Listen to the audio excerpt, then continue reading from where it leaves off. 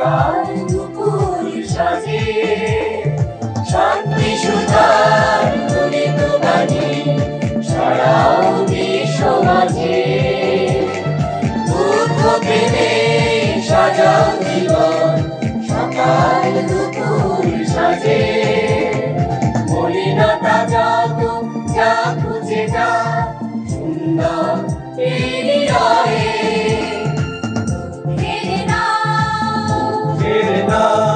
স্মরণ করো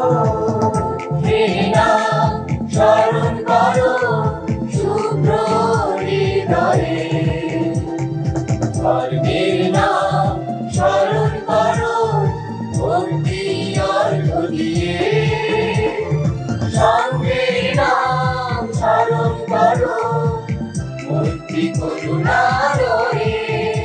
মহামানব গৌতম বুদ্ধের অহিংসা, শান্তি, বিশ্বপ্রেম এবং বিশ্ব মহামৈত্রী। আমরা আজ কৃতজ্ঞতাবোধে বিশ্বাসী।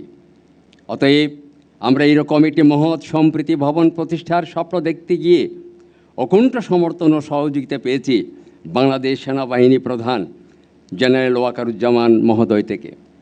আমরা গভীরভাবে কৃতজ্ঞ। উনার উদারতা এবং দেশমাতৃকার প্রতি ভালোবাসা, সাম্য সম্প্রীতির যে গভীর নিবিড়তা আমরা দেখেছি, এই জন্য তাকে আন্তরিকভাবে অভিনন্দন জানাই।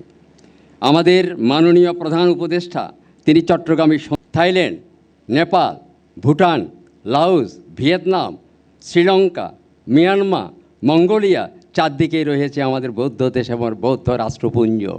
পৃথিবীর বুকে যারা বৌদ্ধ রাষ্ট্রপুঞ্জ আছে আপনাকে তারা সহায়তা করবে এবং আমরা আন্তর্জাতিক বৌদ্ধ বিহার থেকে বাংলাদেশ বুদ্ধিস্ট ফেডারেশন থেকে আজকে যে সম্প্রীতির ভবন নির্মিত হতে যাচ্ছে তার থেকে আমরা সকলকে একত্রিত করে এটি মহাসম্মেলনের ডাক দিয়ে আমাদের সেই আশা পূরণ করবে এবং বাংলাদেশের মাটি ও মানুষ সেদিক থেকে উপকৃত হবে। স্মারক সম্মাননা তুলে দিচ্ছেন প্রকৌশলী দিব্যেন্দু বিকাশ চৌধুরী বড়ুয়া।